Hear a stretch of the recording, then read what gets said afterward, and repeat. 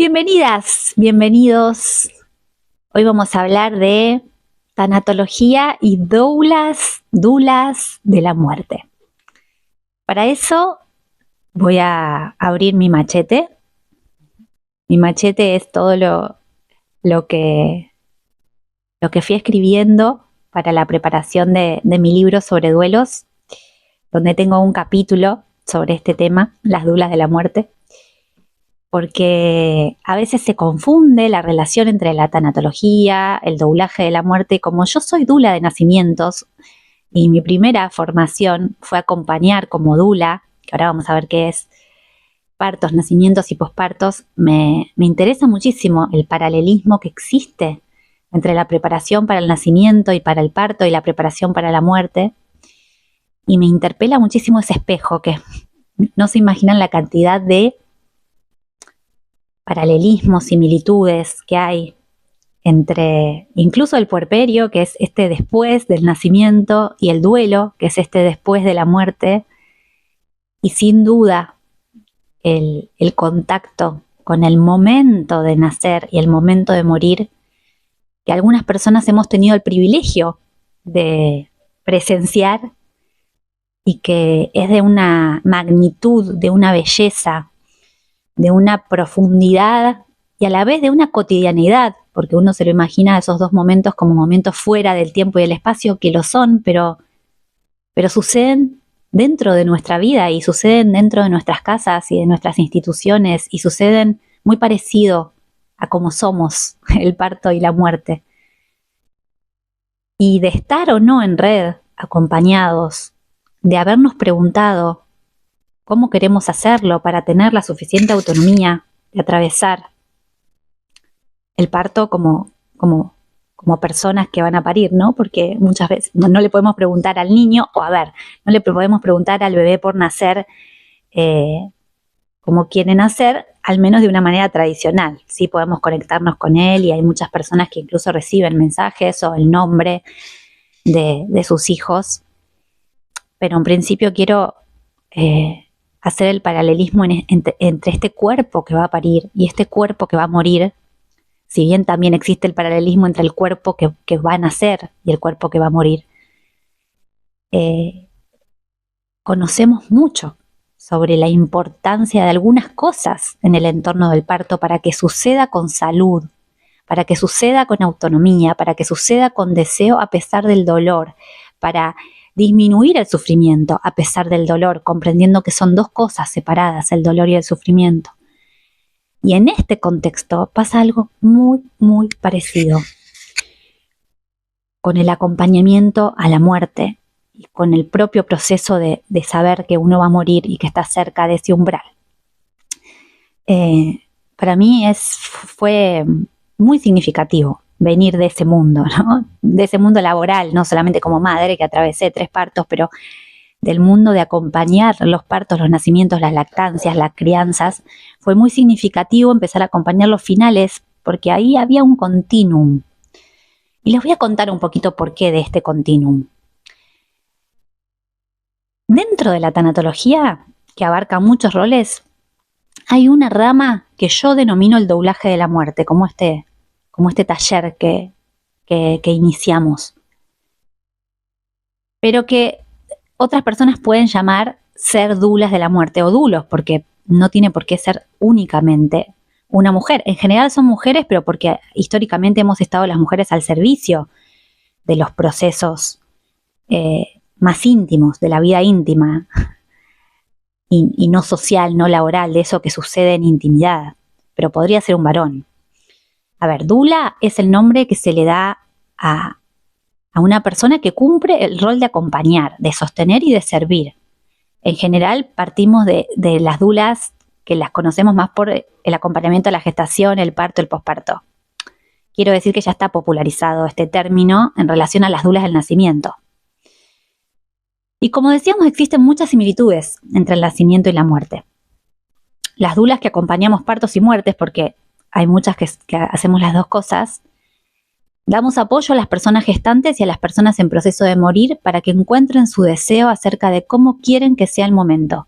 ¿Y esto qué quiere decir? Bueno, con quién se sienten seguras, ¿sí? Qué profesionales elegir, cómo poner sus límites y cómo construir su autonomía, sus decisiones en relación a estos escenarios, que el sistema médico no nos robe lo que es nuestro, el parto y la muerte, el nacimiento y la muerte.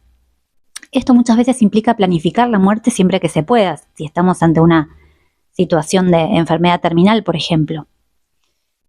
¿Y cómo planificarla? Bueno, como un momento importante, ¿sí? Si bien no existe una muerte buena o una muerte mala, y a veces la idealizamos y la tenemos romantizada, como tenemos romantizado el parto, y hablamos de muerte digna, la verdad es que morimos como podemos, a veces con mucho dolor, a veces con sufrimiento, con agonía, a veces en situaciones poco deseables o indignas, así que no siempre la muerte es una muerte digna. Y la muerte, como el parto, está llena de fluidos, es, entre comillas, sucia, ¿no? Fluidos corporales, extrañas sensaciones, hay desnudez, hay sexualidad, hay pudor. Entonces, pretender una muerte ideal muchas veces es una trampa, pero sí podemos desear, elegir y tomar decisiones hasta donde se nos permita, ¿no? Según el contexto en el que estemos, buscando redes de profesionales que estén formados y que sepan defender de alguna manera nuestra voluntad. Hay un momento en la muerte, y igual que en el parto, que nos entregamos, ¿no? Que caminamos esa distancia entre la muerte ideal y la muerte real. Y eso también está bien, digo, porque si no hay una romantización de tenemos que morir sí o sí en un lugar, con determinadas personas, con determinado ambiente, a veces se puede, a veces no, pero el solo hecho de pensar cómo queremos morir ya es una acción de poder, ya es una acción de recuperar lo que es nuestro, que son los procesos fisiológicos. Si bien solemos morir a través de una enfermedad, morir no es una enfermedad. Morir es saludable, morir es seguro, morir es algo seguro porque va a pasar y seguro porque porque es un proceso que no tiene fallas. Sabemos morir, nadie nos enseña a morir. Y que esto suceda en las instituciones hospitalarias, a veces es necesario, a veces no. De hecho, por ejemplo, las terapias intensivas son espacios que están pensados para personas que pueden recuperarse, y por eso son tan drásticas, por eso son tan violentas, porque se necesita una acción violenta para que la persona pueda volver a recobrar sus funciones. En un proceso de fin de vida, una terapia intensiva es una elección de daño, es hasta una mala praxis, porque la persona que va a morir necesita estar acompañada, necesita estar lo más libre posible de aparatología, porque no es continuar con la vida a toda costa, sino es el tiempo que dure, que sea con la mayor calidad posible, y eso implica amor, cuidado, masajes, mimos, aunque la persona esté dormida, contención. Y por eso las dulas, tanto del nacimiento como de la muerte, tenemos esto un poco de la militancia en pos de mejores escenarios y mejores ritos para atravesar. Hay personas que no pueden parir, por ejemplo, si están rodeadas de gente. Esto es hormonal. Lo mismo ocurre con la muerte. Es un acto tan íntimo que a veces necesitamos que nuestros seres amados esperen del otro lado de la puerta. Si tenemos el privilegio de presenciar una muerte, posiblemente lo más importante sea estar presentes, abiertos, enviando gratitud, amor, pudiendo decir, no sé nada, pero te respeto, te amo, te siento, o gracias. A veces nos vamos a otro planeta, tanto al momento de parir como de morir, en las contracciones de parto y también en las contracciones de muerte. Sentimos el cuerpo, pero no sufrimos, nos deslizamos hacia afuera. Generalmente ante el mayor momento de dolor, parece que no estamos. Sí, lo sentimos, pero no con todo nuestro ser. Todos nacimos, aunque no lo recordemos. No sabemos qué clase de muerte fue para cada uno de nosotros nacer. No importa si es por vía vaginal o por cesárea, no sabemos cuánto dolor y miedo significó para nosotros. Pero después de nacer y después de parir, después del grito inicial de mamá bebé, hay calma, una calma muy atractiva. Hay ganas de quedarnos en silencio, muy quietos, acurrucados, en contacto y expandidos. Eso sucede después del parto, es como rezar. Es lo más religioso que hemos vivido. Son esas horas post nacimiento de mamá y bebé. ¿Dios será como una mamá que nos espera? Pienso. Creo que el mayor dolor que acarreamos es haber sido separados de nuestra madre o de nuestro hijo al nacer, porque nos quitaron ese éxtasis que tiene haberse muerto de una vida anterior. Y esto para mí es un paralelismo en relación a la muerte. Morirse no es un acto individual. Si bien hay intimidad, morir es dejar el legado de cómo morimos a otros. Esto será crucial a la hora de pensar el duelo de quienes se quedan. Morimos como vivimos y como somos capaces de estar con nuestro propio proceso de morir. Ante la agonía podemos necesitar más o menos contacto, más o menos intimidad, más luces, más silencio. Nadie muere por fuera del mundo ni de su propia personalidad. Y el miedo se termina ante lo inevitable de la muerte. Lo caótico y catastrófico de la pérdida despierta la fuerza, la sabiduría y el amor como ninguna otra cosa puede hacerlo. Nuestra propia vulnerabilidad es la que marcará el camino. Algo así escribía para mi próximo libro sobre duelos, que posiblemente se llame Duela. Es en sí una guía o un mapa para atravesar todo tipo de pérdidas, duelos y finales.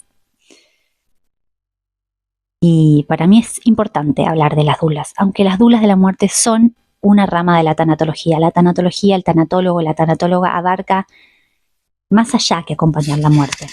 ¿Qué quiere decir más allá? Bueno, se prepara en un rol de acompañamiento terapéutico en duelo, y eso a veces requiere un encuadre, que son sesiones tanatológicas extendidas en el tiempo, donde se hace todo un proceso en el acompañamiento en duelo, y ese proceso se hace con adultos, se puede hacer con niños, se hace con las familias. Y si bien las dulas de la muerte acompañamos la muerte y acompañamos los duelos de la familia, estamos más presentes en ese momento, en el momento de la preparación de la muerte, en el momento de la muerte, en el post, y hacemos una red de contención, pero también nos encargamos de otras cosas. El tanatólogo o la tanatóloga es dulo de la muerte, pero además tiene una formación que nos permite hacer un proceso terapéutico a corto, mediano y largo plazo con las personas que atraviesan todo tipo de finales. Así que las dulas de la muerte son una rama importantísima de la tanatología, pero no la única.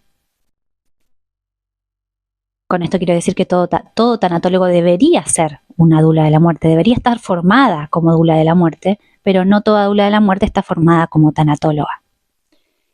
En las dulas se valora mucho lo que son de forma empírica, ¿no? Cómo vienen acompañando ya a lo largo de su vida a diferentes muertes y conocen generalmente en su comunidad cómo acompañar esas muertes, son referentes en la comunidad. Muchas veces son los típicos cuidadores de la vejez o de las personas que van a morir, que no solamente cuidan el cuerpo, sino que cuidan el alma de esa persona y de la familia. Cuando digo alma, cuando hablo de la vida después de la muerte, no es que tenga la intención de bajar una creencia sobre esto. De hecho, no tengo muy claro si creo o no creo en la vida después de la muerte.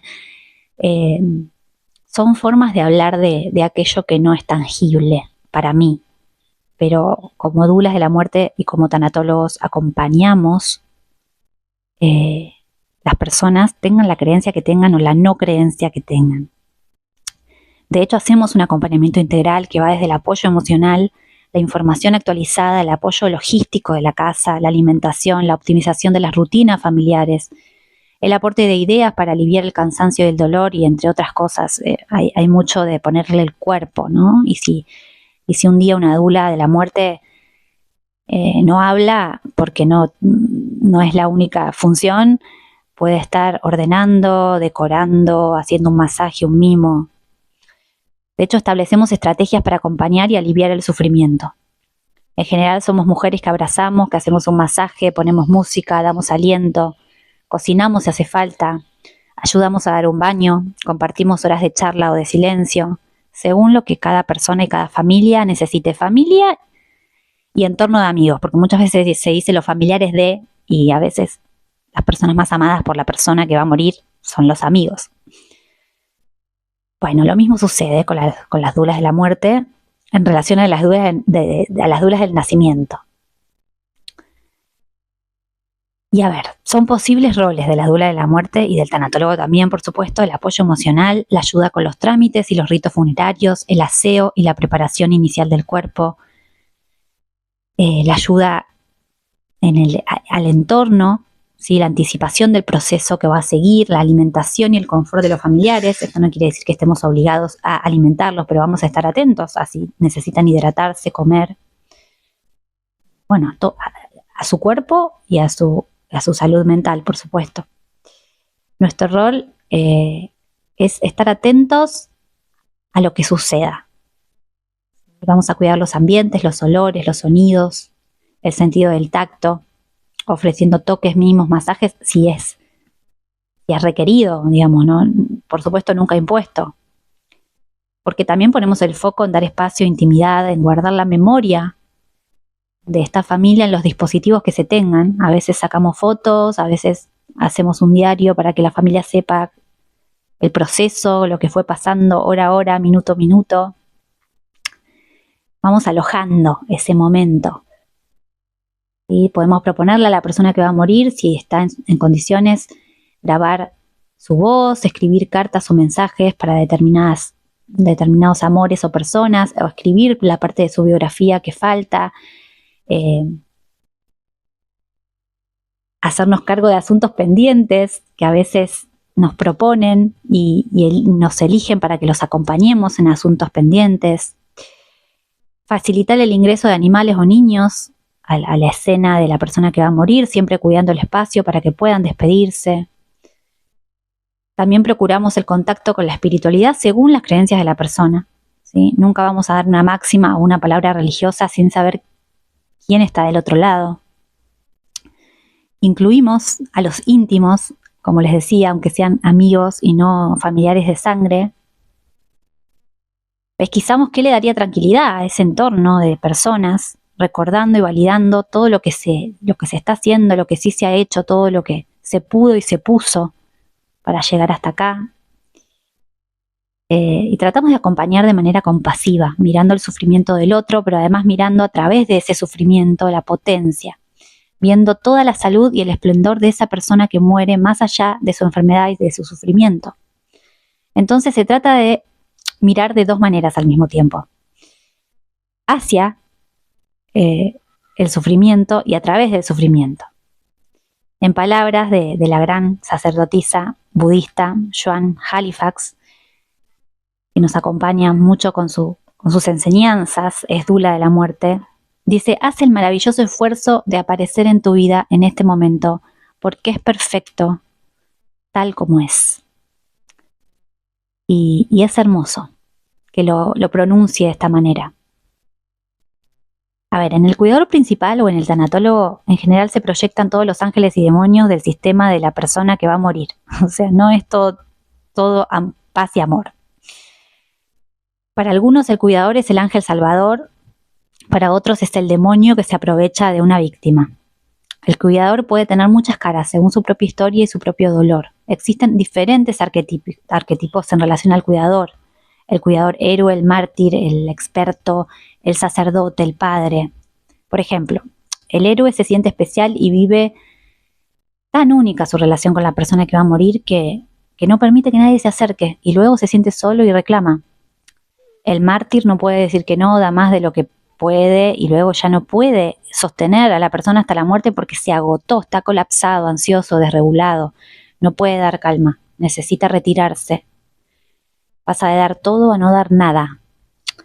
El arquetipo del padre quiere gestionar la muerte del otro, no le da autonomía, no lo deja ser quien es, no deja que el que muere asuma el mando, lo cuida pero no deja de ser el que está al mando y el nombre propio de ese cuidado, ¿no? Es más importante el cuidador que el cuidado.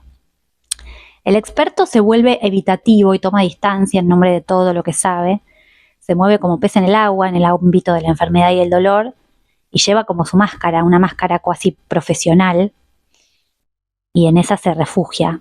Es muy A ver, es interesante lo que tiene para aportar, por supuesto, como cada uno de los arquetipos, y tiene como el talento y el detrimento. El arquetipo del sacerdote cree que tiene autoridad espiritual y conoce los pasos del buen morir, arrebatándole a la persona su propia forma. Y Joan Halifax, que es quien plantea estos arquetipos, dice: las personas que están muriendo suelen estar en el proceso de abandonar todas las relaciones, no de iniciarlas o de complicarlas ya existentes. Quienes estamos cerca tenemos el honor de acompañar, no de retener ni de exigir mirada a quien se esté muriendo. Por más que seamos los hijos o estemos entrando en la línea de fuego de ser huérfanos, entonces tenemos mucho que ver con el dolor de esto que está pasando. Somos protagonistas, pero hasta cierto punto, porque estamos perdiendo, pero ellos están muriendo, están perdiéndolo todo. No es nuestro momento. Ya vendrá nuestro momento. Y quiero terminar con unos dichos del terapeuta Guillermo Borja. Y él dice que para acompañar, se debe ser una persona capaz de estar permanentemente en contacto con la búsqueda de sí mismo. Esto requiere ciertos compromisos por parte del terapeuta. Trabajar en su autoconocimiento, observarse y bajar el sonido de lo propio para escuchar al otro. Un tanatólogo debe ser el lienzo para que el consultante despliegue quién es verdaderamente, mucho antes de pretender que un doliente cambie, evolucione o se transforme, o sea, la persona que sufre, que está en duelo. El terapeuta busca que aparezca su melodía, que pueda permitirse ser quien es. Además, un acompañante puede intentar adivinar hacia dónde debería ir la persona que sufre, pero no puede ir más allá de donde la persona quiere ir o puede ir. El que arroja a su consultante a más profundidad de la que ese consultante puede tolerar, lo aborta. Cuando el terapeuta es compasivo, no se excluye a sí mismo, está, conoce qué siente, qué le dispara el otro de lo propio, sabe qué necesita para estar regulado física y emocionalmente, y trata de darse ese lugar, esa comodidad y de tenerse en cuenta como un ser humano porque es parte del vínculo, sabe que lo que sana es el vínculo. Quiero decir que el tanatólogo nunca queda anulado, como facilitador es importante y sus necesidades también son importantes.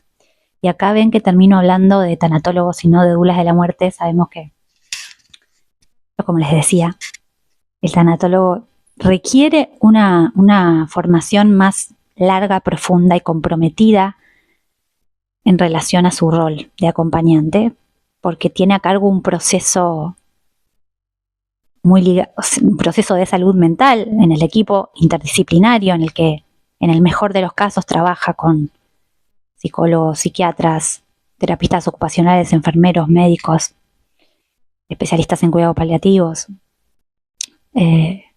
trabajadores sociales, en fin. Requiere un proceso de aprendizaje largo en función de no solamente del tiempo, sino de la distancia que hay que ocuparse por caminar cuando uno quiere formarse como terapeuta.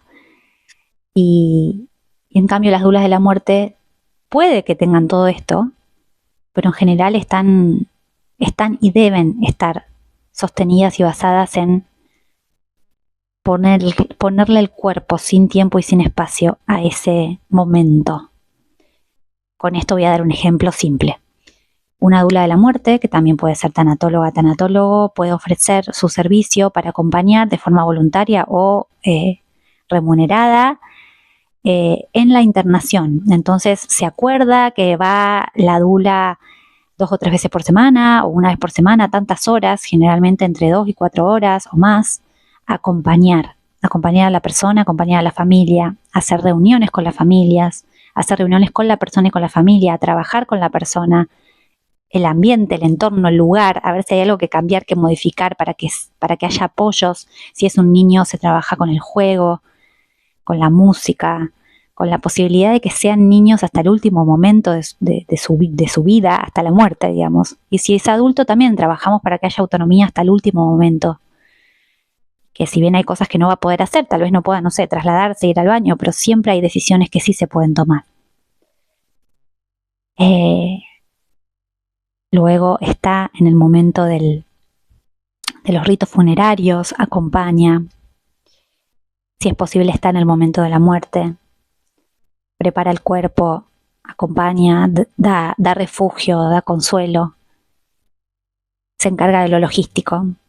Y un tanatólogo, una tanatóloga puede que haga todo eso, pero además está formado para hacer un acompañamiento semanal por muchos meses en duelo y en todo tipo de duelos. Puede especializarse en alguno. Algunos tanatólogos se especializan en rupturas o separaciones de pareja. Otros tanatólogos se especializan en acompañar el duelo por la muerte de una mascota. Otros se especializan a ver porque lo prefieren, no porque exista una especialidad académica, sino porque van tomando experiencia en acompañar en diferentes tipos de finales, en duelo migratorio. Digo, no solamente es el duelo por la muerte de alguien amado, o sí, puede ser, hay tanatólogos que acompañan duelos por la muerte de hijos, por cualquier muerte o por muertes específicas. Quiero decir, requiere un conocimiento que implica un encuadre muy especial, que se adapta a cada persona, que muchas veces puede contactar con diferentes personas. Un tanatólogo a veces hace justamente reuniones en función de juntar a las familias para llegar a determinados objetivos. A veces esas convocatorias se hacen con la persona en duelo, que es como el consultante, y a veces se invita a otras personas del entorno del consultante. Si se trata de niños, muchas veces se trabaja con los padres. Bueno, por eso requiere una profundidad y un mayor conocimiento. Pero ninguna cosa es mejor que otra. Simplemente son como pasos. Por eso nosotros tenemos esto, ¿no? Un curso introductorio del doblaje de la muerte, que es la primera parte en donde nos preparamos para acompañar, y que como doulas de la muerte también podemos acompañar el duelo, pero hasta cierto punto. Para mí es imposible formar doulas de la muerte sin formar tanatólogos, porque yo creo en realidad en el rol del tanatólogo, en el rol que es el paraguas que aúna todas las posibilidades. Entonces, en el curso introductorio no formamos doulas de la muerte, porque para eso necesitaríamos toda la parte de taller y toda la parte práctica, que es la que tiene el diplomado en tanatología. Y sí es un primer paso para que después la persona, si quiere, vos, si querés, podés formarte como tanatólogo y obviamente acceder a la parte de talleres, a la parte práctica y de construcción del rol profesional con supervisiones, prácticas, etc. Bueno, ha sido un placer compartirles un poquito de esto, de mi parecer, de mi recorrido y mi profunda admiración siempre a las doulas de nacimiento, a las doulas de la muerte, a aquellas que hace tiempo que lo hacen sin saber que lo hacen, y que de alguna manera son las únicas o los únicos que vienen mirando desde hace siglos lo que la sociedad entera, al menos esta, la occidental, no quiere mirar. Hasta la próxima. Gracias.